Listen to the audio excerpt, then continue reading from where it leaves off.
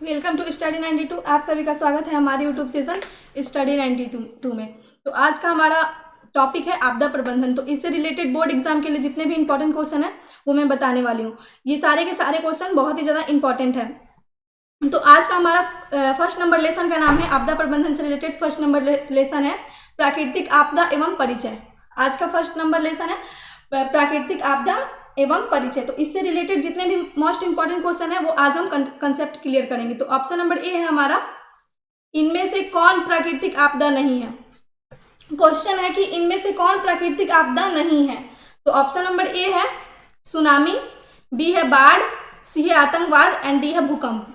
तो इसका right answer क्या होगा आप लोग कमेंट सेक्शन में शेयर कीजिए कि इनमें से कौन प्राकृतिक आपदा नहीं है। ऑप्शन आप लोग के सामने स्क्रीन पे दिया हुआ है, इनमें से कौन प्राकृतिक आपदा नहीं है, सुनामी, बाढ़, आतंकवाद एंड भूकंप। तो चलिए इसका राइट आंसर हो जाएगा एक नंबर क्वेश्चन का सी, यानी कि आतंकवाद। जो आतंकवाद है वो प्राकृतिक आपदा नहीं है। एंड उसके बाद नेक्स्ट हमारा क्वेश्चन है 2 नंबर, इनमें से कौन मानव जाति आपदा नहीं है। यानी कि क्वेश्चन पूछ रहे हैं कि इनमें से कौन मानव जाति आपदा नहीं है, यानी कि मानव द्वारा लाया गया आपदा नहीं है। तो ऑप्शन नंबर ए है सांप्रदायिक दंगे, बी है आतंकवाद, सी है महामारी एंड डी है इनमें से सभी। तो चलिए इसका राइट आंसर क्या होगा फटाफट कमेंट सेक्शन में शेयर कीजिए कि इनमें से कौन मानव जाति आपदा नहीं है, सांप्रदायिक दंगे, आतंकवाद, महामारी एंड इनमें से सभी। तो चलिए 2 नंबर क्वेश्चन का राइट आंसर हो जाएगा डी, यानी कि इनमें से सभी। जो सांप्रदायिक दंगा, आतंकवाद, महामारी, ये सारे के सारे जो आपदा है वो मानव जनित आपदा है। एंड उसके बाद नेक्स्ट हमारा क्वेश्चन है 3 नंबर, सुनामी का प्रमुख कारण क्या है। जो सुनामी होता है उसका प्रमुख कारण क्या है, क्या रीजन है जिसके कारण सुनामी आता है। तो ऑप्शन नंबर ए है समुद्र में भूकंप का आना, बी है स्थलीय क्षेत्र पर भूकंप का आना, सी है द्वीप पर भूकंप का आना एंड डी है उपयुक्त में से कोई नहीं। क्वेश्चन हमारा काफी इंपॉर्टेंट क्वेश्चन है। क्वेश्चन पूछ रहा है कि सुनामी का प्रमुख कारण क्या है, यानी कि सुनामी किस कारण से आता है। तो ऑप्शन नंबर ए है समुद्र में भूकंप आने की वजह से, एंड बी है स्थलीय क्षेत्र पर भूकंप आना, सी है द्वीप पर भूकंप आना एंड डी है उपयुक्त में से कोई नहीं। तो चलिए 3 नंबर क्वेश्चन का राइट आंसर हो जाएगा ए, यानी कि समुद्र में भूकंप आना। सुनामी का सबसे मुख्य रीजन है, यानी कि मुख्य कारण है समुद्र में भूकंप आना। एंड उसके बाद नेक्स्ट हमारा क्वेश्चन है 4 नंबर, इनमें से कौन विस्तृत क्षेत्र को प्रभावित करने वाली आपदा है। यानी कि क्वेश्चन पूछ रहा है कि इनमें से कौन विस्तृत क्षेत्र को प्रभावित करती है करने वाली आपदा है। तो ऑप्शन नंबर ए है भूकंप, बी है ओजोन परत का क्षरण एंड सी है ज्वालामुखी एंड डी है बाढ़। तो चलिए इसका राइट आंसर क्या होगा आप लोग कमेंट सेक्शन में शेयर कीजिए कि इन चारों ऑप्शन में से कौन सा है जो विस्तृत क्षेत्र को प्रभावित करने वाला आपदा है, कौन आपदा है जो विस्तृत क्षेत्र को प्रभावित कर सकता है इन चारों आपदा में से। ऑप्शन आप लोग के सामने स्क्रीन पे दिया हुआ है, भूकंप, ओजोन परत का क्षरण, ज्वालामुखी एंड बाढ़। तो चलिए 4 नंबर क्वेश्चन का राइट आंसर हो जाएगा बी, यानी कि ओजोन परत का क्षरण जो विस्तृत क्षेत्र को प्रभावित करने वाली आपदा है। एंड उसके बाद नेक्स्ट हमारा क्वेश्चन है 5 नंबर, आपदा प्रबंधन किसे कहते हैं। जो आपदा प्रबंधन है ये किसे कहते हैं। आपदा एग्जाम में आप लोगों से पूछा है क्वेश्चन कि आपदा प्रबंधन क्या है और उसे या किसे कहते हैं। तो आप लोग देखिए इसका ऑप्शन क्या दिया हुआ है। ऑप्शन नंबर ए है भूकंप को रोकना, बी है सुनामी उत्पन्न नहीं होने देगा एंड सी है प्राकृतिक आपदाओं के दुष्परिणामों को कम करने का उपाय किया जाना एंड सी है स्वच्छ पेयजल का प्रबंध करना। तो चलिए इसका राइट आंसर क्या होगा फटाफट कमेंट सेक्शन में शेयर कीजिए कि आपदा प्रबंधन किसे कहते हैं। ऑप्शन आप लोग के सामने स्क्रीन पे दिया हुआ है, भूकंप को रोकना, सुनामी उत्पन्न होने नहीं देना एंड प्राकृतिक आपदाओं के दुष्परिणामों को कम करने का उपाय किए जाना एंड स्वच्छ पेयजल का प्रबंध करना। तो चलिए 5 नंबर क्वेश्चन का राइट आंसर हो जाएगा सी, यानी कि प्राकृतिक आपदाओं के दुष्परिणामों को कम करने का उपाय किया जाना। एंड उसके बाद नेक्स्ट हमारा क्वेश्चन है 6 नंबर, इनमें कम विनाशकारी आपदा कौन है। यानी कि जो आपदा है वो हमेशा विनाशकारी ही होता है, बट इसमें पूछ रहा है क्वेश्चन कि इनमें से कौन कम विनाशकारी आपदा जिससे कम खतरा होता है, कम डेंजर टाइप के आपदा होते हैं वो कौन से हैं। तो ऑप्शन नंबर ए है भूस्खलन, सी है सुनामी, बी है सुनामी एंड सी है बाढ़ एंड डी है सूखा। तो चलिए इसका राइट आंसर क्या होगा फटाफट कमेंट सेक्शन में शेयर कीजिए कि इनमें कम विनाशकारी आपदा कौन सा है। सारे के सारे आपदा डेंजर ही होते हैं, बट इसमें क्वेश्चन पूछ रहा है हमारा कि थोड़ा सा कम, सभी आपदाओं से थोड़ा सा कम विनाशकारी आपदा इसमें से कौन है। तो ऑप्शन है हमारा भूस्खलन, सुनामी, बाढ़ एंड सूखा। तो चलिए 6 नंबर क्वेश्चन का राइट आंसर हो जाएगा ए, यानी कि भूस्खलन। जो भूस्खलन है वो इन तीनों आपदाओं में से सबसे कम विनाशकारी है। एंड उसके बाद नेक्स्ट हमारा क्वेश्चन है 7 नंबर, बंगाल की खाड़ी का चक्रवात किन महीनों में आता है। जो पश्चिम बंगाल की खाड़ी से जो चक्रवात आता है, आप लोग कई बार सुने होंगे कि बंगाल की खाड़ी से चक्रवात आया है, तो बंगाल की खाड़ी से जो चक्रवात आता है वो किन महीनों में आता है, सबसे अधिक मात्रा में किन महीनों में बंगाल की खाड़ी का चक्रवात आता है। तो ऑप्शन नंबर ए है मई जून, बी है जून जुलाई, सी है अगस्त सितंबर एंड डी है अक्टूबर नवंबर।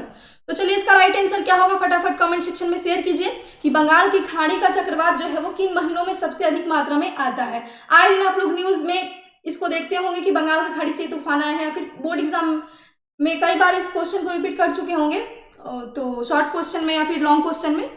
तो ये क्वेश्चन काफी इंपॉर्टेंट क्वेश्चन है, बोर्ड एग्जाम में हर बार ये क्वेश्चन पूछा जाता है।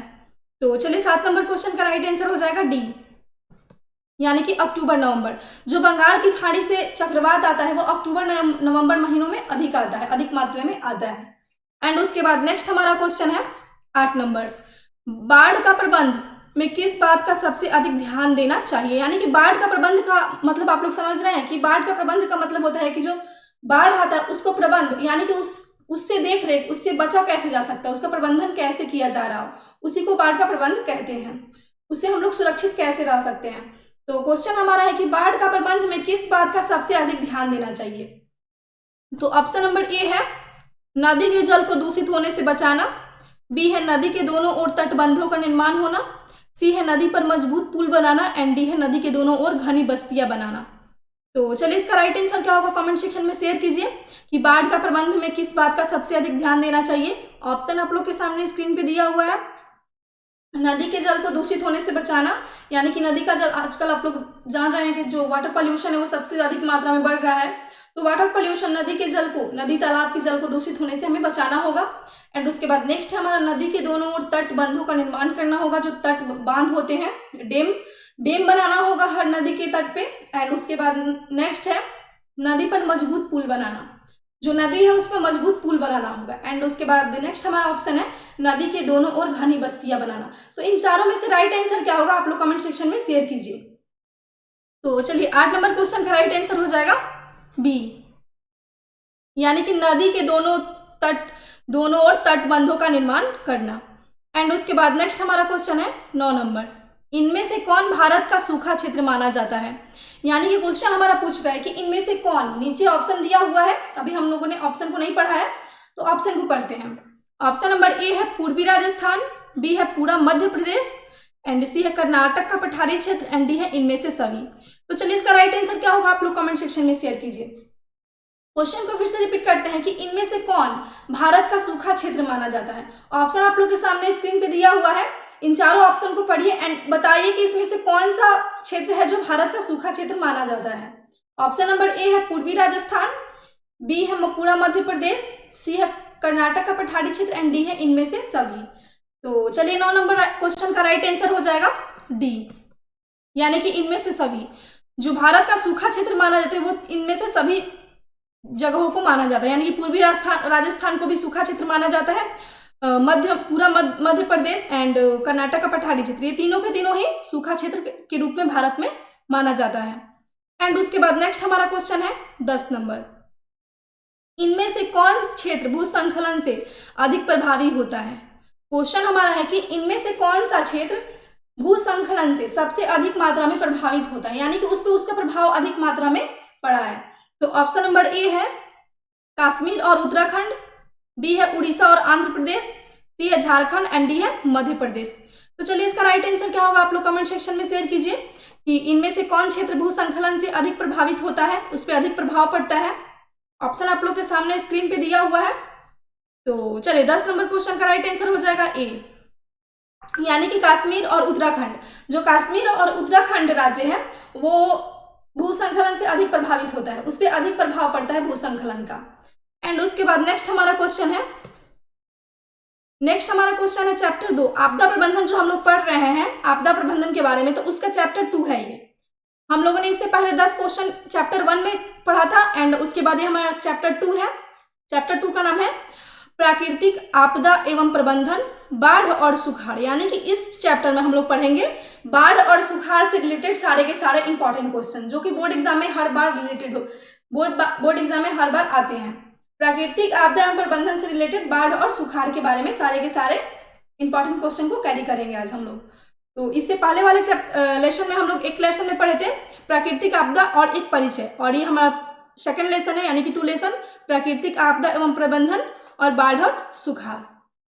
तो चलिए 2 पार्ट का हमारा फर्स्ट नंबर क्वेश्चन है, नदियों में बाढ़ आने का प्रमुख कारण क्या था। जो नदी होता है, रिवर्स में जो बाढ़ आते हैं उसका प्रमुख कारण, यानी कि सबसे इंपॉर्टेंट रीजन क्या होता है, क्या कारण होता है कि नदी में बाढ़ आने लगते हैं। तो ऑप्शन नंबर ए है जल की अधिकता, यानी कि जल अधिक मात्रा में हो जाता है।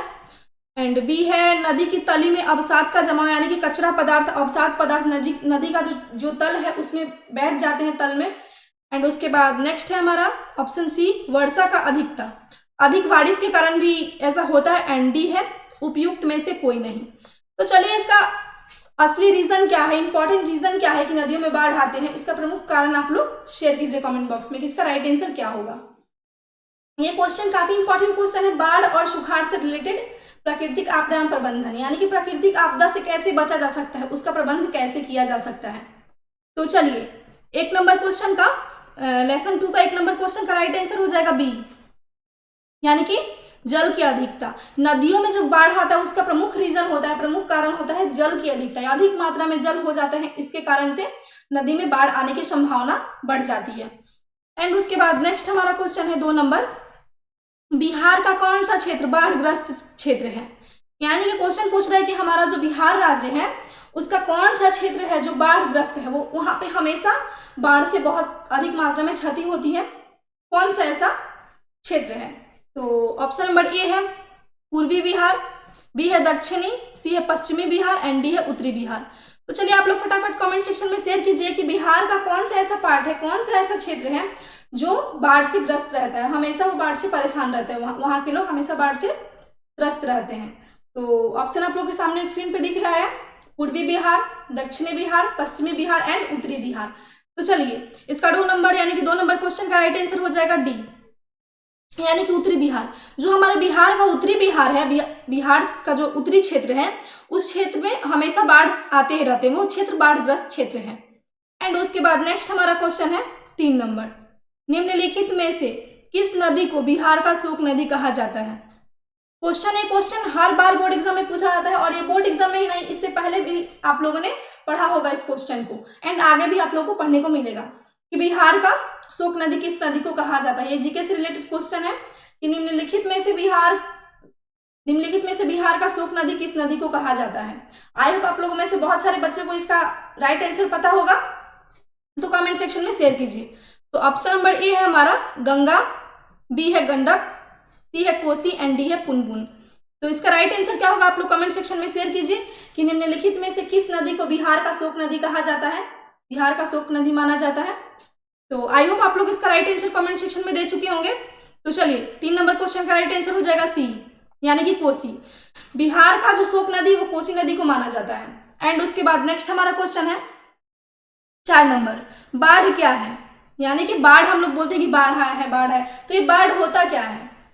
तो ऑप्शन नंबर ए है प्राकृतिक आपदा, बी है मानव जातीय आपदा, सी है सामान्य आपदा एंड डी है इनमें से कोई नहीं। क्वेश्चन है हमारा कि बाढ़ क्या है, प्राकृतिक आपदा, मानव जनित आपदा एंड सामान्य आपदा एंड इनमें से कोई नहीं। तो चलिए इसका राइट आंसर क्या होगा आप लोग कमेंट सेक्शन में शेयर कीजिए कि बाढ़ क्या है, कौन सा आपदा बाढ़ को माना जाता है।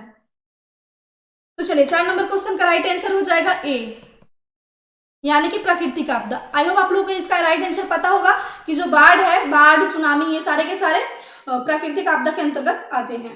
एंड उसके बाद नेक्स्ट हमारा क्वेश्चन है 5 नंबर, सूखा यानी कि सुखाड़, जिसको सुखाड़ बोलते हैं। तो सूखा किस प्रकार की आपदा है। सुखाड़ यानी कि जिससे फसल सूख जाते हैं, फसल की पैदावार अच्छी नहीं हो पाती है, तो ये सुखाड़ किस प्रकार की आपदा है, किस टाइप का ये आपदा है। तो ऑप्शन नंबर ए है प्राकृतिक आपदा, बी है मानवीय आपदा, सी है सामान्य आपदा एंड डी है इनमें से कोई नहीं। तो चलिए इसका राइट आंसर क्या होगा, आप लोग फटाफट कमेंट सेक्शन में शेयर कीजिए कि जो सूखा यानी कि सुखाड़ किस प्रकार का आपदा है। ऑप्शन आप लोग के सामने स्क्रीन पर दिया हुआ है, प्राकृतिक आपदा, मानवीय आपदा, सामान्य आपदा एंड इनमें से कोई नहीं। तो चलिए 5 नंबर क्वेश्चन का राइट आंसर हो जाएगा ए, यानी कि प्राकृतिक आपदा। जो सुखाड़ है यानी कि सूखा पड़, जो भूमि सूखा पड़ जाता है तो वो आपदा प्राकृतिक आपदा ही है। एंड उसके बाद नेक्स्ट हमारा क्वेश्चन है 6 नंबर, सूखे की स्थिति किस प्रकार आती है। जो सूखे की स्थिति है वो किस प्रकार आती है। तो ऑप्शन नंबर ए है अचानक, बी है पूर्व सूचना के अनुसार, सी है धीरे धीरे एंड डी है इनमें से कोई नहीं। तो चलिए इसका राइट आंसर क्या होगा, आप लोग कमेंट सेक्शन में शेयर कीजिए कि जो सूखा की स्थिति यानी कि सुखाड़ की जो स्थिति आ जाती है वो किस प्रकार आती है, किस समय में वो सूखे की स्थिति आ जाती है जिससे हम लोगों को सामना करना होता है। ऑप्शन आप लोग के सामने स्क्रीन पे दिया हुआ है, अचानक, पूर्व सूचना के अनुसार, धीरे धीरे और इनमें से कोई नहीं। तो चलिए 6 नंबर क्वेश्चन का राइट आंसर की बात करते हैं। तो इसका राइट आंसर हो जाएगा सी, यानी कि जो सुखाड़ आता है वो एक बाइक नहीं आता है, यानी कि एकाएक नहीं चला आता है, वो टाइम लेता है, यानी कि धीरे धीरे सुखाड़ की स्थिति आती है। एंड उसके बाद नेक्स्ट हमारा क्वेश्चन है 7 नंबर, सूखे के लिए जिम्मेवार कारक क्या है। यानी कि जो सूखा क्षेत्र पड़ जाता है, भूमि सूखा पड़ जाता है, उस पर कोई भी फसल की पैदावार अच्छी तरीके से नहीं होती है, तो सूखे की स्थिति के लिए कौन सा कारक जिम्मेदार है, क्या कारण है जो सूखे की स्थिति आ जाती है। तो ऑप्शन नंबर ए है वर्षा की कमी, बी है भूकंप, सी है बाढ़ एंड डी है ज्वालामुखी क्रिया। तो आप लोग इसका राइट आंसर क्या होगा फटाफट कमेंट सेक्शन में शेयर कीजिए कि सूखे के लिए इन चारों में से जिम्मेवार कारक कौन सा है, सबसे इंपॉर्टेंट रीजन यानी कि सबसे इंपॉर्टेंट कारक कौन सा है। तो चलिए इसका राइट आंसर हो जाएगा 7 नंबर क्वेश्चन का ए, यानी कि वर्षा की कमी। जब वर्षा तुच्छ मात्रा में होते हैं, कम मात्रा में होते हैं, तो सूखे की स्थिति आना ही संभव है, आना एकदम 100% संभव है। एंड उसके बाद नेक्स्ट हमारा क्वेश्चन है 8 नंबर, सूखे से बचाव का एक मुख्य तरीका क्या है। जो सूखे यानी कि सूखा क्षेत्र, सुखाड़ से बचाव का एक मुख्य तरीका क्या है। ऑप्शन नंबर ए है नदियों को आपस में जोड़ देना, बी है वर्षा जल संग्रह करना, सी है बाढ़ की स्थिति उत्पन्न करना एंड डी है उपयुक्त में से कोई नहीं। तो चलिए इसका रीजन क्या है, मुख्य बचने का जो तरीका है, ट्रिक है, वो क्या है सूखे से बचने का। आप लोग इसमें से राइट आंसर क्या है आप लोग फटाफट कमेंट सेक्शन में शेयर कीजिए। चलिए इस क्वेश्चन को फिर से पढ़ते हैं कि सूखे से बचने का मुख्य तरीका क्या है, उससे कैसे बचाव किया जा सकता है कि सुखाड़ यानी कि सूखा क्षेत्र ना हो। ऑप्शन नंबर ए है नदियों को आपस में जोड़ देना, वर्षा जल को संग्रह करना, बाढ़ की स्थिति उत्पन्न करना एंड उपयुक्त में से कोई नहीं। तो 8 नंबर क्वेश्चन का राइट आंसर हो जाएगा बी, यानी कि वर्षा को जल को संग्रह करना। जो भी बारिश होता है उसके वर्षा जल को संग्रह करने के का भी ट्रिक होता है, आप लोगों ने शायद पढ़ा होगा ज्योग्राफी में कि वर्षा जल को संग्रह कैसे किया जाता है। तो चलिए इसका राइट आंसर हो जाएगा वर्षा जल को संग्रह करना यानी कि बी।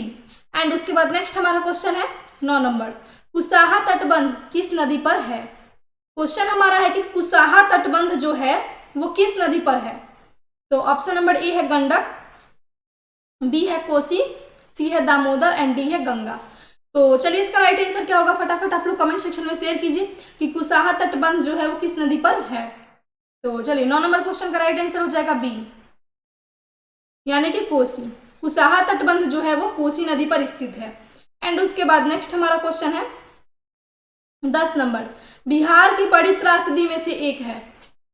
बिहार में जो त्रासदी हुआ था उसमें से सबसे बड़ी त्रासदी में कौन सा जो आपदा आया था वो आया था जो सबसे अधिक मात्रा में क्षति पहुंचाया था बिहार को। तो देखते हैं कि कौन सा त्रासदी है सबसे बड़ी। ऑप्शन नंबर ए है भूस्खलन, बी है चक्रवात, सी है बाढ़ एंड डी है सुखाड़। तो चलिए 10 नंबर क्वेश्चन का राइट आंसर क्या होगा आप लोग फटाफट कमेंट सेक्शन में शेयर कीजिए कि बिहार में बड़ी त्रासदी का कारक कौन है। ऑप्शन आप लोग के सामने स्क्रीन पे दिया हुआ है, भूस्खलन, चक्रवात, बाढ़ एंड सुखाड़।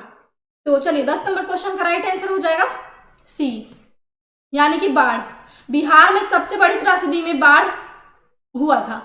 एंड उसके बाद नेक्स्ट हमारा क्वेश्चन है 11 नंबर, भाखड़ा नंगल बांध किस नदी पर है। भाखड़ा नंगल डैम के बारे में यानी कि बांध के बारे में तो आप लोगों ने सुना ही होगा, कई बार इसके बारे में पढ़ा भी होगा कि भाखड़ा नंगल बांध किस नदी पर स्थित है। तो ऑप्शन नंबर ए है नर्मदा, बी है कृष्णा, सी है कावेरी एंड डी है सतलज। तो चलिए इसका राइट आंसर क्या होगा, फटाफट कमेंट सेक्शन में शेयर कीजिए कि भाखड़ा नांगल बांध किस नदी पर स्थित है, नर्मदा, कृष्णा, कावेरी या सतलज। तो चलिए इसका राइट आंसर होगा क्या, आप लोग फटाफट कमेंट सेक्शन में शेयर कीजिए। तो चलिए इसका राइट आंसर हो जाएगा 11 नंबर क्वेश्चन का डी, यानी कि सतलज। भाखड़ा नांगल जो बांध है वो सतलज नदी पर स्थित है। ये सारे के सारे क्वेश्चन बोर्ड एग्जाम से रिलेटेड क्वेश्चन है, मोस्ट इंपॉर्टेंट क्वेश्चन है, इसे बिल्कुल भी मिस मत कीजिएगा और अपने दोस्तों में भी शेयर कीजिएगा ताकि वो ये क्वेश्चन को पढ़ से बेहतर रिजल्ट ला सके। और उसके बाद नेक्स्ट हमारा क्वेश्चन है 12 नंबर, पश्चिम बंगाल में बाढ़ की विभीषिका वाली नदी कौन है। यानी कि पश्चिम बंगाल जो राज्य है तो वहां पे जो बाढ़ की विभीषिका यानी कि बाढ़ विभीषण मात्रा में आता है, भीषण मात्रा में जो बाढ़ आता है अधिक मात्रा में, वो वहां पे कौन सी नदी में आता है। तो ऑप्शन नंबर ए है दामोदर, बी है महानदी, सी है गंगा एंड डी है कोसी। तो आप लोग बताइए इसका राइट आंसर क्या होगा कि पश्चिम बंगाल में बाढ़ की विभीषिका वाली नदी कौन सी है। फटाफट इसका राइट आंसर कमेंट सेक्शन में शेयर कीजिए। तो चलिए 12 नंबर क्वेश्चन का राइट आंसर हो जाएगा ए, यानी कि दामोदर। जो दामोदर नदी है पश्चिम बंगाल में वो बाढ़ की विभीषक वाली नदी है। एंड उसके बाद नेक्स्ट हमारा क्वेश्चन है 13 नंबर, सतलज नदी पर कृत्रिम जलाशय बनाया गया। सतलज नदी पर कृत्रिम जलाशय जो बनाया गया वो कहाँ पे बनाया गया, किस सतलज नदी पर जो कृत्रिम जलाशय बनाया गया, क्वेश्चन हमारा पूछ रहा है कि सतलज नदी पर कृत्रिम जलाशय बनाया गया तो उसका नेम क्या था। तो ऑप्शन नंबर ए है सरदार सरोवर, बी है पंत सागर, सी है गोविंद सागर एंड डी है नागा अर्जुन सागर। तो 13 नंबर क्वेश्चन का राइट आंसर क्या होगा आप लोग कमेंट सेक्शन में शेयर कीजिए। ये सारे के सारे बोर्ड एग्जाम के लिए बहुत ही इंपॉर्टेंट क्वेश्चन है। तो चलिए 13 नंबर क्वेश्चन का राइट आंसर हो जाएगा सी, यानी कि गोविंद सागर। एंड उसके बाद नेक्स्ट हमारा क्वेश्चन है 14 नंबर, कृषि सुखाड़ होता है, यानी कि कृषि सुखाड़ जो होता है वो किस कारण से होता है। यहाँ पे रीजन ही पूछ रहा है कि कृषि सुखाड़ का क्या रीजन है, क्या कारण है जो कृषि क्षेत्र में सुखाड़ की स्थिति आ जाती है, उससे हम लोगों को उस समस्या से जूझना पड़ता है। तो ऑप्शन नंबर ए है जल के अभाव में, बी है मिट्टी में नमी के अभाव में, सी है मिट्टी में क्षय के कारण एंड डी है मिट्टी में लवणता के कारण। तो चलिए इसका राइट आंसर क्या होगा आप लोग फटाफट कमेंट सेक्शन में शेयर कीजिए कि कृषि में जो सुखाड़ होता है वो क्यों होता है, उसका क्या रीजन है। तो चलिए 14 नंबर क्वेश्चन का राइट आंसर हो जाएगा बी, यानी कि मिट्टी में नमी के अभाव के कारण। जल का तो अभाव है ही, आप लोग इसे पहले से भी जानते हैं, बट मिट्टी में जब नमी नहीं रहेगा तो कहाँ से कृषि में नमी रहेगा। यानी कि कृषि जो होता है वो मिट्टी में ही तो होता है, एंड जब मिट्टी में नमी नहीं रहेगा तो फिर कृषि करना मुश्किल ही है। तो इसीलिए जो कृषि का सुखाड़ होता है वो उसका सबसे इंपॉर्टेंट रीजन है वो है मिट्टी में नमी का अभाव, मिट्टी की सारी नमी लवणता चली जाती है। एंड उसके बाद नेक्स्ट हमारा क्वेश्चन है 15 नंबर, बाढ़ से सबसे अधिक हानि होता है, यानी कि जो बाढ़ आता है उससे सबसे अधिक हानि किस चीज को होता है। तो ऑप्शन नंबर ए है फसलों को, बी है पशुओं को, सी है भवनों को एंड डी है इनमें से सभी।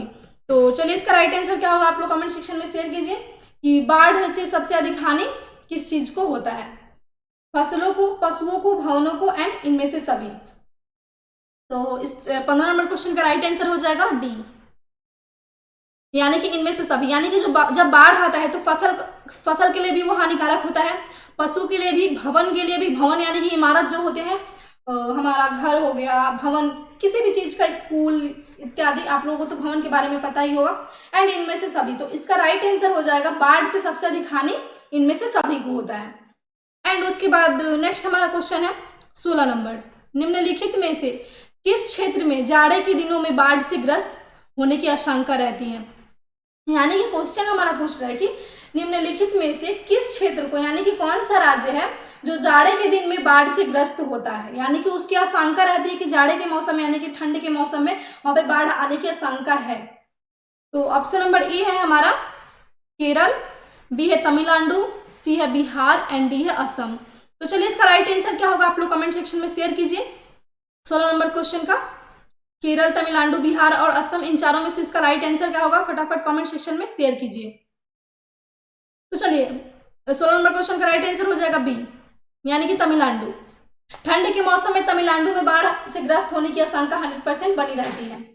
एंड उसके बाद नेक्स्ट हमारा क्वेश्चन है 17 नंबर, निम्नलिखित में से कौन राज्य सूखे से सर्वाधिक ग्रस्त रहता है।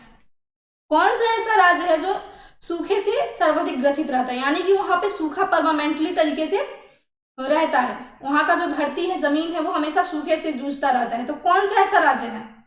ऑप्शन नंबर ए है हमारा पंजाब, बी है उत्तराखंड, सी है बिहार एंड डी है गुजरात।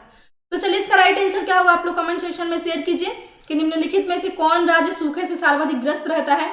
ऑप्शन में आप लोग के सामने स्क्रीन पे दिया हुआ है, पंजाब, उत्तराखंड, बिहार एंड गुजरात। तो चलिए 17 नंबर क्वेश्चन का राइट आंसर हो जाएगा डी, यानी कि गुजरात।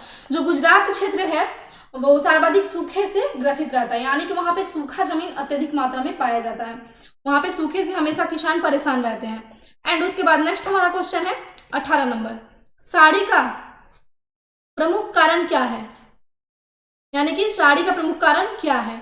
तो ऑप्शन नंबर ए है जल की अधिकता, बी है नदी तल पर मलबों का निक्षेपण करना, सी है वर्षा की अधिकता एंड डी है इनमें से सभी।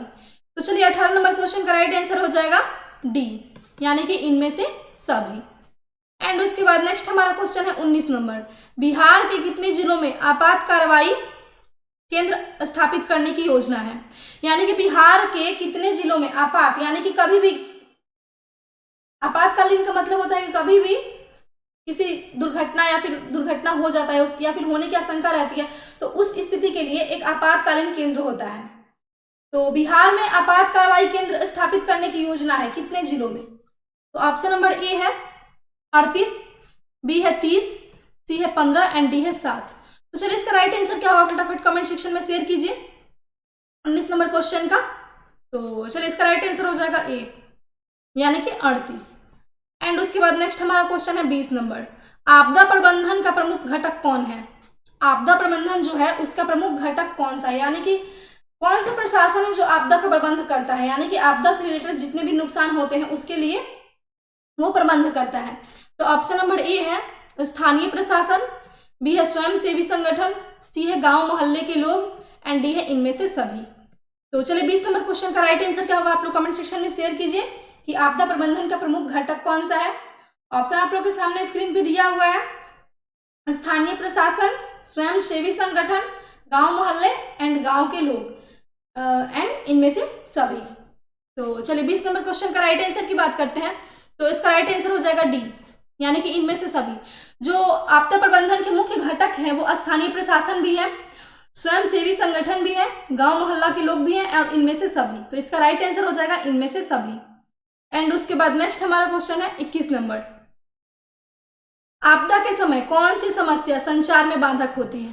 क्वेश्चन देखिए कितना इंपॉर्टेंट क्वेश्चन है, इस क्वेश्चन को ध्यान से सुनिए एंड समझिए कि आपदा, जब किसी भी प्रकार का आपदा होता है वो चाहे प्राकृतिक हो या फिर मानव निर्मित, तो उसके समय कौन सी समस्या संचार में बाधक होती है, यानी कि कौन सी समस्या है जो संसार में बाधा पैदा करती है संचार में। तो ऑप्शन नंबर ए है मोबाइल टावर हो तथा ट्रांसमिशन टावर का टूटना, और बी है सड़कों का जहां तहां ध्वस्त होना, सी है समय पर विदेश से धन की प्राप्ति न होना एंड डी है महामारी फैलना। तो चलिए इसका राइट आंसर क्या होगा फटाफट कमेंट सेक्शन में शेयर कीजिए। ये सारे के सारे बीबीआई क्वेश्चन है, यानी कि ये बोर्ड एग्जाम में हर बार पूछे जाते हैं। इस क्वेश्चन को बिल्कुल भी मिस मत कीजिएगा, आप लोग इसे नोट भी कर सकते हैं नोटबुक में। तो चलिए 21 नंबर क्वेश्चन का राइट आंसर हो जाएगा ए, यानी कि मोबाइल टावर और ट्रांसमीटर टावर का टूटना संचार में सबसे अधिक बाधा पैदा करता है, बाधा उत्पन्न करता है। एंड उसके बाद नेक्स्ट हमारा क्वेश्चन है 22 नंबर, कृषि सूखा से बचने का सर्वोत्तम उपाय क्या है? जो आप लोग को पता है कि भारत एक कृषि प्रधान देश है, तो कृषि जो किसान लोग हैं, कृषि करते, कृषि से रिलेटेड जो व्यक्ति है जो कृषि में ध्यान देते हैं, उनका जीवन कृषि से निर्वाहन होता है। तो कृषि सूखा से बचने का सर्वोत्तम उपाय क्या है, यानी कि सबसे अच्छा सबसे बढ़िया उपाय क्या है? तो ऑप्शन नंबर ए है शिक्षा का प्रसार करना, एंड बी है जल संसाधनों का वैज्ञानिक विकास करना, सी है तालाबों को जल को पूर्ति करना एंड सी है नदियां, जो नदियों के मार्ग को बदलकर उसे सूखाग्रस्त क्षेत्र में लाना। तो चलिए इसका राइट आंसर क्या होगा आप लोग फटाफट कमेंट सेक्शन में शेयर कीजिए कि कृषि सूखा से बचने के लिए सर्वोत्तम उपाय क्या है, इन चारों में से क्या उपाय करके कृषि सूखा से बचा जा सकता है। तो 22 नंबर क्वेश्चन का राइट आंसर हो जाएगा बी, यानी कि जल संसाधनों का वैज्ञानिक विकास करना। जो जल संसाधन है उसको वैज्ञानिक तरीके से विकास करना, डेवलप करना, वैज्ञानिक तरीके से, डिजिटल तरीके से उसे डेवलप करके कृषि सूखा से बचा जा सकता है। एंड उसके बाद नेक्स्ट हमारा क्वेश्चन है 23 नंबर, नदियों के जल संग्रहण क्षेत्र में वृक्षों की रहन नदियों के जल ग्रहण क्षेत्र में वृक्षों के रहने से क्या लाभ होता है, यानी कि जो नदियों का जल ग्रहण क्षेत्र है वहां पे जो वृक्ष रहते हैं उससे क्या फायदा होता है, क्या लाभ होता है। तो ऑप्शन नंबर ए है जलावन की लकड़ी प्राप्त होती है, बी है पशुओं को चारा मिलता है, सी है प्राकृतिक सौंदर्य बढ़ता है, एंड डी है बादल आकर्षित होते हैं और वर्षा की संभावना बढ़ती है। तो चलिए आप लोग फटाफट इसका राइट आंसर शेयर कीजिए कमेंट बॉक्स में कि नदियों के जल ग्रहण क्षेत्र में वृक्षों के रहने से क्या लाभ होता है। जलावन की लकड़ी प्राप्त होती है, पशुओं को चारा मिलता है, प्राकृतिक सौंदर्य बढ़ता है, एंड बादल आकर्षित होते हैं और वर्षा की संभावना बढ़ती है। तो इसमें से राइट आंसर क्या आप लोग कमेंट सेक्शन में शेयर कीजिए। तो 23 नंबर क्वेश्चन का राइट आंसर की बात करते हैं तो इसका राइट आंसर हो जाएगा डी, यानी कि बादल आकर्षित होते हैं और वर्षा की संभावना बढ़ते। बिल्कुल राइट है ये ऑप्शन, यानी कि आंसर की जो पेड़ होते हैं उससे बादल आकर्षित होते हैं, अट्रैक्टिव होते हैं, एंड उसके बाद वर्षा की संभावना 100% हो जाती है कि हाँ वर्षा होगा। पेड़ कटने के कारण ही बारिश नहीं होता है। एंड उसके बाद नेक्स्ट हमारा क्वेश्चन है 24 नंबर, सर्वाधिक बाढ़ प्रभावित प्रदेश है, यानी कि जो सर्वाधिक बाढ़ प्रभावित देश कौन सा है, जहां पे सबसे अधिक मात्रा में बाढ़ हमेशा आता ही रहता है, वो बाढ़ से हर मौसम में ग्रसित रहता है। तो ऑप्शन नंबर ए है पाकिस्तान, बी है ईरान, सी है बांग्लादेश, एंड डी है भूटान। तो चलिए इसका राइट आंसर क्या होगा फटाफट आप लोग कमेंट सेक्शन में शेयर कीजिए कि सर्वाधिक बाढ़ प्रभावित देश कौन सा है। इन चारों देशों में से सबसे अधिक बाढ़ किस देश में आता है जिससे वो प्रभावित होता है। तो 24 नंबर क्वेश्चन का राइट आंसर हो जाएगा सी, यानी कि बांग्लादेश। जो बांग्लादेश है वो सर्वाधिक बाढ़ प्रभावित देश है।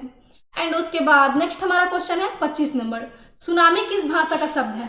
ये बिल्कुल इंपॉर्टेंट क्वेश्चन है, हर बार ये क्वेश्चन हर बार बोर्ड एग्जाम में पूछा जाता है क्वेश्चन की सुनामी किस भाषा का शब्द है। हम लोगों ने तो सुनामी के बारे में हम लोगों ने पढ़ा है कि सुनामी प्राकृतिक आपदा है, बट ये इसका जो नेम है वो किस भाषा से लिया गया है, ये सुनामी शब्द है जो किस भाषा से लिया गया है। ये तो आप लोग को आई होप पता होगा कि सुनामी किस भाषा से शब्द लिया गया है, हिंदी, अंग्रेजी, जापानी और अरबी। इन चारों में से ऑप्शन हमारा है हिंदी, अंग्रेजी, जापानी एंड अरबी। तो आप लोग इसका कमेंट सेक्शन में शेयर कीजिए कि जो सुनामी है वो किस भाषा का शब्द है, जो सुनामी हमारा है वो किस भाषा का शब्द है। तो चलिए इसका 25 नंबर क्वेश्चन का राइट आंसर की बात करते हैं। तो 25 नंबर क्वेश्चन का राइट आंसर हो जाएगा सी, यानी कि जापानी। जो सुनामी है वो जापानी भाषा से लिया हुआ एक शब्द है, जापानी में ही सुनामी, जापानी भाषा का ही एक रूप है सुनामी। एंड उसके बाद नेक्स्ट हमारा क्वेश्चन है 26 नंबर, मानव जनित आपदा के प्रभाव को कम करने का कारगर उपाय क्या है। मानव जनित आपदा, जो कि मानव द्वारा आपदा होता है, आपदा बढ़ता है, आपदे आते हैं, तो उसका क्या उपाय है, क्या उपाय करके हम लोग बच सकते हैं मानव जनित आपदा से। मानव जनित आपदा मानव की गलतियों के कारण ही आता है। तो ऑप्शन नंबर ए है हमारा आपदा रोधी भवन के निर्माण, बी है जोखिम क्षेत्र में बस्ती बनाना, सी है सामुदायिक जागरूकता पर ध्यान देना, एंड भूमि उपयोग के विषय में अनजान रहना। तो चलिए फटाफट इसका राइट आंसर क्या होगा कमेंट सेक्शन में शेयर कीजिए कि मानव जनित जो आपदा है उसके प्रभाव से, उसके प्रकोप से बचने के लिए सबसे कारगर उपाय क्या है। यानी कि बार बार मानव जनित आपदा आते रहेंगे, फिर प्राकृतिक आपदा आते रहेंगे और हम उससे जूझते रहेंगे, तो फिर हम लोग कैसे डेवलप कर पाएंगे। तो इसका क्या उपाय है आप लोग फटाफट कमेंट सेक्शन में शेयर कीजिए। तो चलिए 26 नंबर क्वेश्चन का राइट आंसर हो जाएगा सी, यानी कि सामुदायिक जागरूकता पर ध्यान देना। समुदाय की जो जागरूकता है उस पर ध्यान देना चाहिए हमें कि मानव जनित आपदा से हम लोग इस तरीके से बच सकते हैं। एंड उसके बाद नेक्स्ट हमारा क्वेश्चन है 27 नंबर, भूकंप किस प्रकार का आपदा है। क्वेश्चन ये बहुत ही इंपॉर्टेंट क्वेश्चन है कि भूकंप जो है वो किस प्रकार का आपदा है। हम लोग प्राकृतिक आपदा एक परिचय या फिर रूलेशन पढ़ रहे हैं, तो आप लोग बताइए कि भूकंप जो है किस प्रकार का आपदा है। आई होप आप लोगों में से बहुत सारे बच्चों को इसका राइट आंसर पता होगा कि भूकंप जो है वो किस प्रकार का आपदा है। हम लोग यही चैप्टर पढ़ रहे हैं, आपदा प्रबंधन। तो ऑप्शन नंबर ए है हमारा वायुमंडलीय, बी है जलीय, सी है प्राकृतिक, एंड डी है महामारी। तो चलिए 27 नंबर क्वेश्चन का राइट आंसर हो जाएगा सी, यानी कि प्राकृतिक आपदा। ये क्वेश्चन बहुत इंपॉर्टेंट क्वेश्चन है कि भूकंप एक किस प्रकार का आपदा है। तो भूकंप प्राकृतिक आपदा है। एंड उसके बाद नेक्स्ट हमारा क्वेश्चन है, महाराष्ट्र में भूकंप आने का मुख्य कारण क्या था। यानी कि जो महाराष्ट्र राज्य है वहां पे भूकंप आने का सबसे मुख्य कारण क्या होता है, क्या रीजन होता है कि वहां पे बार बार भूकंप आता है? तो ऑप्शन नंबर ए है अधिक रेल परिचालन, बी है वृक्षारोपण आंदोलन, सी है शहरीकरण, डी है कोयला बांध का निर्माण। तो चलिए इसका राइट आंसर क्या होगा आप लोग कमेंट सेक्शन में शेयर कीजिए कि महाराष्ट्र में भूकंप का आने का सबसे मुख्य कारण क्या है। तो चलिए 28 नंबर क्वेश्चन का राइट आंसर की बात करते हैं। तो इसका राइट आंसर हो जाएगा डी, यानी कि कोयला बांध का निर्माण। जो महाराष्ट्र में भूकंप आने का सबसे मुख्य रीजन है वो है कोयला बांध का निर्माण। एंड उसके बाद नेक्स्ट हमारा क्वेश्चन है 29 नंबर, भूकंप का मापन किसके द्वारा होता है? ये क्वेश्चन बोर्ड एग्जाम में हर बार रिपीट होता है कि भूकंप मापने का जो यंत्र होता है, यानी कि भूकंप किसके द्वारा मापा जाता है, वो यंत्र का क्या नाम है? इस टाइप से भी आपको बोर्ड एग्जाम में क्वेश्चन को रिपीट किया जा सकता है कि भूकंप किनके द्वारा मापा जाता है, या फिर अलग क्वेश्चन होगा कि भूकंप मापने की मशीन को या फिर यंत्र को क्या कहते हैं। तो आप लोग कंफ्यूज मत होइएगा, एकदम आराम से उसका राइट आंसर दीजिएगा। तो ऑप्शन नंबर ए है सिस्मोग्राफ, बी है फोकस, सी है रिक्टर स्केल एंड डी है सुनामी। तो 29 नंबर क्वेश्चन का राइट आंसर क्या होगा फटाफट कमेंट सेक्शन में शेयर कीजिए। ये क्वेश्चन हर बार बोर्ड एग्जाम में आता है कि भूकंप मापने किसके द्वारा मापा जाता है, या फिर उसके मापने का यंत्र क्या है, क्या नाम है उसका भूकंप मापने का यंत्र का। तो चलिए 29 नंबर क्वेश्चन का राइट आंसर हो जाएगा सी, यानी कि रिक्टर स्केल। रिक्टर स्केल से भूकंप का माप किया जाता है। एंड उसके बाद नेक्स्ट हमारा क्वेश्चन है 30 नंबर, अपर्दन और निम्नीकरण किस गति से होने वाला परिवर्तन है? अपर्दन और निम्नीकरण जो है वो किस गति से होने वाला परिवर्तन है, उसका गति क्या है, मोशन क्या है अपर्दन और निम्नीकरण का? तो ऑप्शन नंबर ए है तीव्र गति, बी है मध्यम गति, सी है धीमी गति एंड डी है इनमें से कोई नहीं। तो इसका राइट आंसर क्या होगा फटाफट आप लोग कमेंट सेक्शन में शेयर कीजिए कि अपर्दन और निम्नीकरण किस गति से होने वाला परिवर्तन है।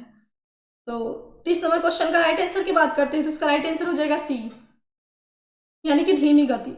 अपर्दन और जो निम्नीकरण है वो धीमी गति से होने वाला परिवर्तन है, यानी कि स्लो मोशन में वो परिवर्तन होता है। एंड उसके बाद नेक्स्ट हमारा क्वेश्चन है 31 नंबर, बिहार में भूकंप कब आया था? ये क्वेश्चन है, बिहार में तो कई बार भूकंप आया था, बट इन चारों सन जो ये 4 सन दिया हुआ है, इन चारों सन में से कब भूकंप आया था, बिहार में भूकंप कब आया था? तो ऑप्शन नंबर ए है 1934, बी है 1904, सी है 2008 एंड डी है 1997। तो चलिए इसका राइट आंसर क्या होगा फटाफट कमेंट सेक्शन में शेयर कीजिए 31 नंबर का कि बिहार में भूकंप कब आया था। ऑप्शन आप लोगों के सामने स्क्रीन पे दिया हुआ है।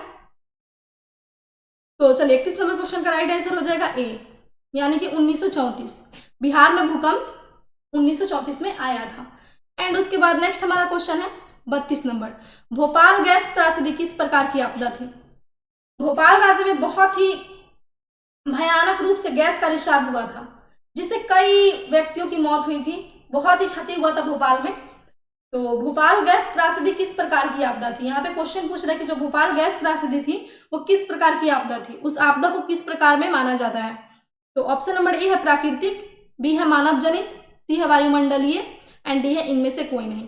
तो चलिए इसका राइट आंसर क्या होगा फटाफट कमेंट सेक्शन में शेयर कीजिए कि भोपाल गैस त्रासदी जो था वो किस प्रकार का आपदा था, प्राकृतिक, मानव जनित, वायुमंडलीय एंड इनमें से कोई नहीं।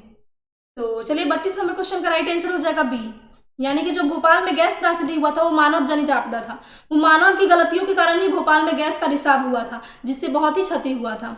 एंड उसके बाद नेक्स्ट हमारा क्वेश्चन है भूसंकलन है, यानी कि भूसंकलन क्या है? भूसंकलन क्वेश्चन पूछ रहे कि जो भूसंकलन के बारे में हम लोग इस चैप्टर में बहुत बार डिस्कस कर चुके हैं कि भूसंकलन बट क्या है, वो किस प्रकार का आपदा है? तो ऑप्शन नंबर ए है प्राकृतिक आपदा, बी है मानवीय आपदा, सी है सामान्य आपदा एंड डी है इनमें से कोई नहीं। तो चलिए इसका राइट आंसर क्या होगा फटाफट कमेंट सेक्शन में शेयर कीजिए कि भूसंकलन जो है वो किस प्रकार का आपदा है।